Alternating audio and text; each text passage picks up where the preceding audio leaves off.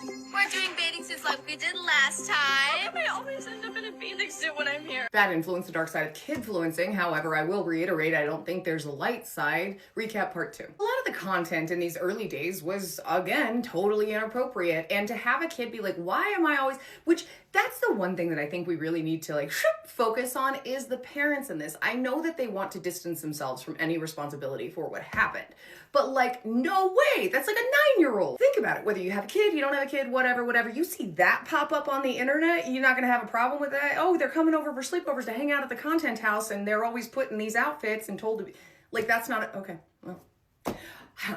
When we joined the squad, we had to hand over the channel to Hunter. We gave him the login and everything, and I was really excited for him to make the videos do even better. And, it was a little bit hard to hand over something that I'd worked so hard to create, but it seemed like a really good opportunity and the right thing to do at the time. I thought that was the right thing to do at the time by the direction of all of the adults that were in the area. And as someone who manages my own stuff, I can't imagine signing it over to somebody. And this was obviously a decision fueled by the adults, even though later when they would try to leave, Hunter would try to get into their social media and do things, calling over and over again, like the password changed. Well, yeah, they quit, so they changed the password. The videos Hunter orchestrated did blow up because they were more of the same inappropriate content that really appealed to the people that were following them. And make no doubt, if you actually take the time to look at your kids' analytics or your analytics or whatever, you can tell by percentages the largest amount of people to follow you, by gender, all that stuff. I'm mostly followed by women. So if they didn't know, then it's because they didn't look. But of course, that audience is gonna love something like this. Today, I'm gonna go catch me some gold diggers. We're gonna break this down for what it really is, like we always do. You sent a kid out there with a nice car to see if he could attract adult women. Cute. We were randomly looking at open houses in the Hollywood Hills. It's everyone's dream to live in the Hollywood Hills when you move to California. No, it's not. It was a beautiful house, and it was huge. Let's challenge that assertion or those assertions. So one, we were randomly looking at distancing from responsibility. We were randomly looking at these houses in the Hollywood Hills, one of the most expensive neighborhoods in Los Angeles. Even though we had all these kids, we were trying to get famous. Squad houses were really popular at the time, but it was completely random. Two, everyone wants to live in the Hollywood Hills. You know what? Honestly, no, they don't. I wouldn't live in the Hollywood Hills even if I had that money because it's crazy expensive. And no, thank you. However, you want to live in the Hollywood Hills, and that's completely fine. If that's your goals, then you need to go get a job where you make enough money to live in the Hollywood Hills. So no, they wanted a squad house to make money off the kids. That's what it is.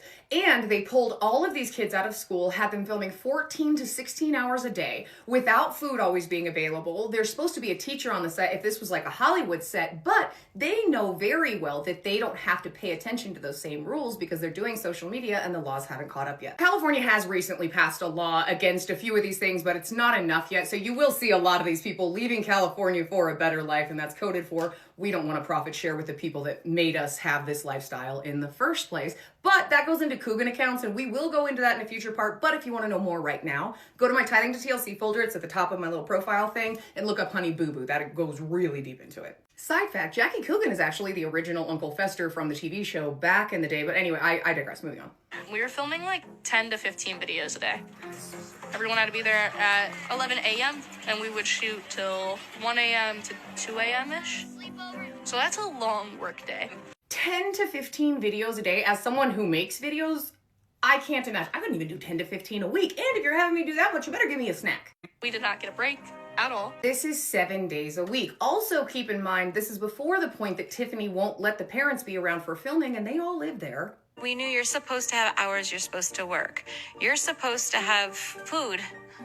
You're supposed to have all those things. Like I said, I want to go a lot more into Coogan laws, but I don't have as much time as I'd like to do that until the next video. But in a nutshell, there are protections for child actors. Those protections do not apply to social media kids. They're not entitled to any of their money, control. There's no rules about school, any of that. It's worth noting that last I checked, about 4 states had passed laws around this, but what you need to remember is these are not federal protections, which they should be. And even Coogan laws, not all states have them. That's what happened to Honey Boo Boo. So it's a very complicated little web that these parents are fully aware of and work around. But this workday didn't end when they were done filming videos because of the animal hoarding.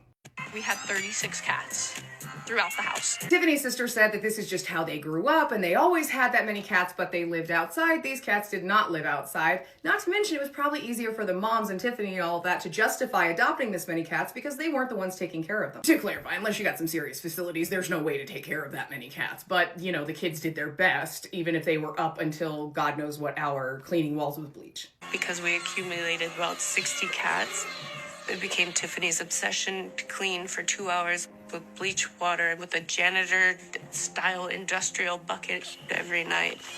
Look at Diego wants out. So why did she do We it? finished the video around 1 a.m. I was cleaning till around like 3 a.m. Sophie and Piper fell asleep at the top of the stairs, bleaching the walls.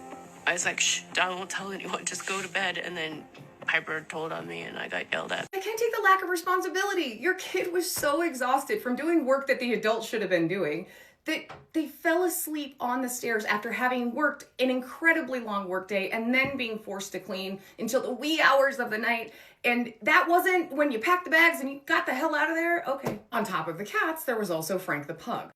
Tiffany probably couldn't get away with saying in her normal voice, You guys look like crap. Frank hated Sophie. Like, would pick on her all the time. Frank the pug was used by Tiffany to say some of the most awful things to the children, but not only on the side of being mean, but also on the side of being on a list, perhaps.